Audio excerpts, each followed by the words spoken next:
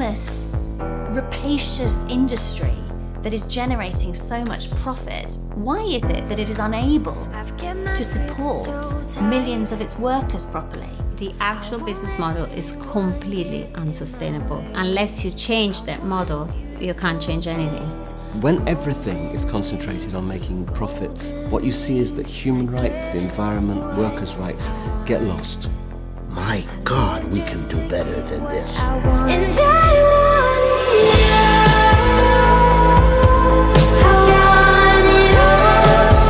Bonjour à toutes, à tous, j'espère que vous allez bien. On se retrouve aujourd'hui pour une nouvelle vidéo où je vais évoquer le thème de la fast fashion. J'en ai déjà parlé sur le blog, j'en parle très souvent quand j'évoque des marques éthiques, etc.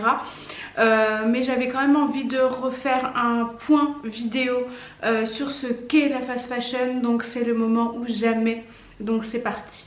Alors la fast fashion c'est quoi? Eh bien la fast fashion s'oppose évidemment à la mode éthique dont je parle au quotidien, puisque la fast fashion c'est littéralement la mode rapide. Qu'est-ce qu'on entend par le mot littéral fast fashion?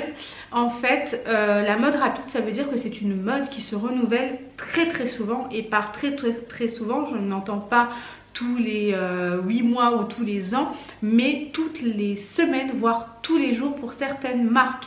Les marques grands groupes de fast fashion veulent produire toujours plus dans des quantités toujours plus impressionnantes et toujours plus rapidement. Pourquoi? Parce que ces grands groupes, ces grandes marques estiment et disent que la demande de vêtements des consommateurs, c'est-à-dire nous, chers petits êtres humains, est toujours plus importante, que l'on fréquente deuxièmement de plus en plus ces boutiques de fast fashion, troisièmement qu'on achète toujours plus puisque leur chiffre d'affaires augmente, et que du coup c'est cette demande qui pousse justement ces grands groupes à produire toujours plus et de manière très rapide. Donc oui, ils vont produire des nouvelles collections très régulièrement, donc c'est pas printemps-été, tu as une collection et c'est fini. Non, dans cette collection printemps-été, tu as des milliers et des milliers de collections. Donc c'est à dire que première semaine de printemps tu as une collection, deuxième semaine de printemps tu en as une autre, etc.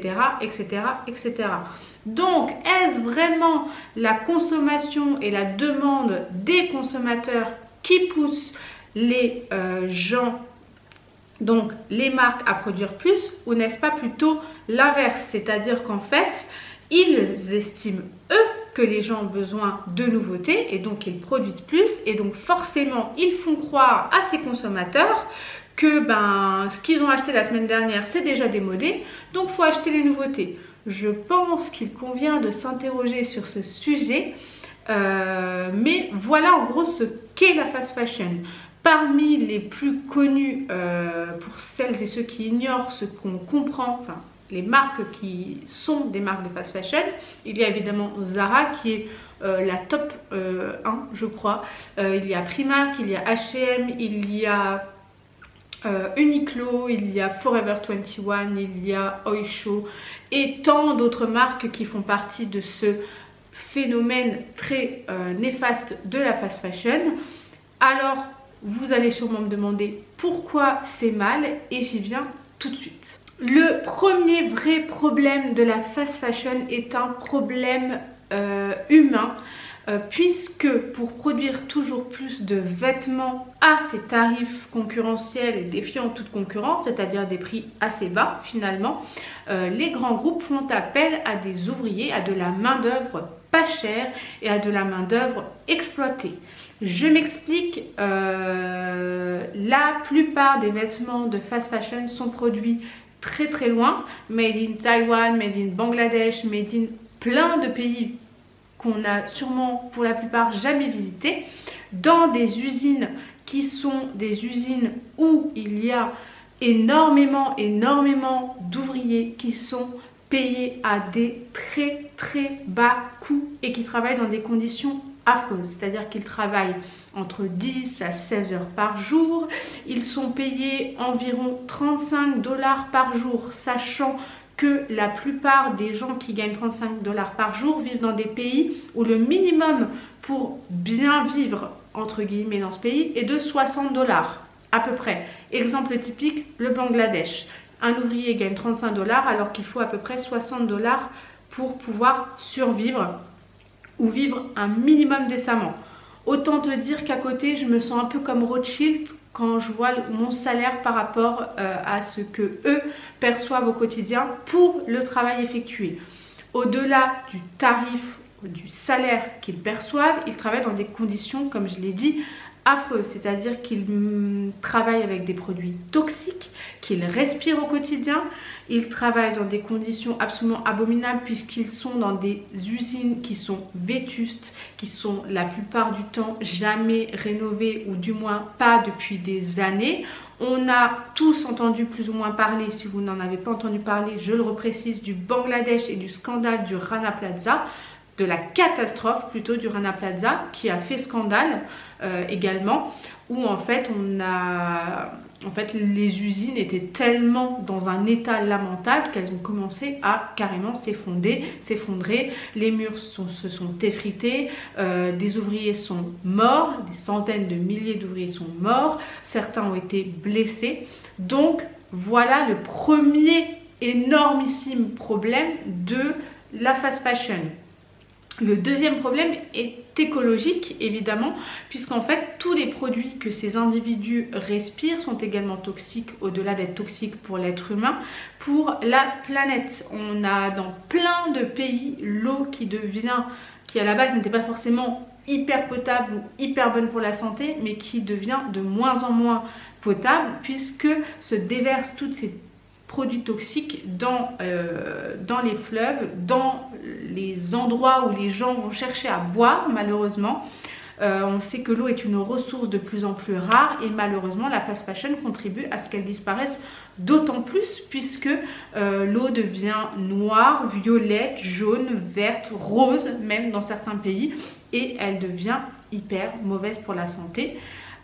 Et pourtant les gens continuent à la boire parce qu'ils se disent que ben voilà, sans eau ils meurent, donc voilà, c'est un vrai problème écologique et c'est un cercle vicieux puisque voilà, le problème est humain et après il est écologique et en fait on essaye d'améliorer tout ça mais en même temps les gens continuent de la boire donc des gens meurent. Donc en fait ça ne s'arrête jamais, c'est un cercle qui tourne et qui est sans fin. Donc c'est ça les vrais problème de la fast fashion. C'est important de savoir tout ça, c'est important d'avoir conscience que lorsque vous achetez un vêtement chez Zara, derrière ce vêtement qui est pas cher, qui est super joli, qui est à la mode, il se cache tout ça, il se cache tous les problèmes écologiques, économiques et puis évidemment les problèmes humains. Tous les jours, à cause de la fast fashion, des gens meurent. Ils meurent non seulement par rapport à ce que j'ai dit précédemment, c'est-à-dire qu'ils travaillent dans des conditions affreuses, qu'ils sont dans des usines vétustes, qu'ils travaillent beaucoup trop et que leur santé en pâtit, et qu'ils travaillent avec des produits toxiques et que du coup leur santé en pâtit également. Mais il faut avoir conscience de ça. Il faut avoir conscience de ça et faut pas se dire je suis un monstre parce que malheureusement pendant très longtemps on a ignoré tout ce qui se cachait derrière la fast fashion, on a ignoré tout ça, maintenant ça ressort un peu plus au grand jour parce que ce sont des sujets d'actualité qui intéressent de plus en plus des journalistes et les gens de manière générale.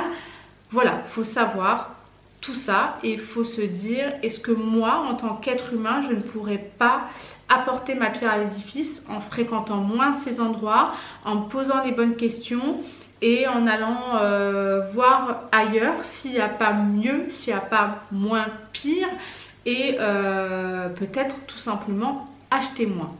Alors oui, vous l'avez compris, la fast fashion c'est un vrai problème, un problème qu'il faut considérer parce que c'est l'avenir de nos enfants qui est en jeu, notre avenir, notre santé, la santé de plein d'êtres humains dans ce monde. Quotidiennement, ces mêmes êtres humains se battent tous les jours, manifestent et sont tués sous les coups des autorités et de la police, des polices locales parce que justement, ils manifestent pour faire valoir leurs droits en tant qu'ouvriers et en tant qu'êtres humains. Des centaines de milliers de manifestants sont descendus dans la rue au Bangladesh, près de Dhaka, ce vendredi. La foule en colère s'est attaquée à des usines, obligeant certaines à fermer, et des heurts ont éclaté avec la police. Ce mouvement de contestation ouvrier intervient après l'effondrement d'un bâtiment de 8 étages dans lequel près de 300 ouvriers du textile ont trouvé la mort mercredi dernier. Pour ce dirigeant syndical, le gouvernement, le propriétaire du bâtiment, les acheteurs, l'association des fabricants et exportateurs de l'habillement du Bangladesh et les propriétaires des usines doivent payer une compensation équitable. Le bâtiment abritait des ateliers de confection. Il s'est effondré juste après l'embauche, prenant au piège plus de 3000 personnes. 1 millier d'ouvriers, des femmes principalement, sont portés disparus. Chaque jour, le bilan s'alourdit, près de 300 morts pour l'instant et 1 millier de blessés. Ce drame est à ce jour le pire accident de l'histoire industrielle du Bangladesh. Il relance la polémique sur les conditions de travail des ouvriers du textile. Malheureusement, leur message n'est pas entendu de la bonne façon. On estime que ce sont juste des gros feignants et qui doivent juste fermer leur gueule et travailler comme on leur demande. Sauf que malheureusement, c'est pas comme ça. Et qu'est-ce qui peut faire changer les choses? C'est nous, c'est des vidéos comme je le fais moi, même si j'ai une petite communauté. C'est des vidéos comme le font certaines autres personnes sur cette superbe espace de création qu'est YouTube. Ce sont vous, lorsque vous partagez des articles, lorsque vous en parlez autour de vous, parlez-en. Ça ne veut pas dire de dire aux gens tu es un monstre, tu tues des gens. Ça veut juste faire prendre conscience que derrière toutes ces marques se cache l'horreur. Voilà, donc c'est important.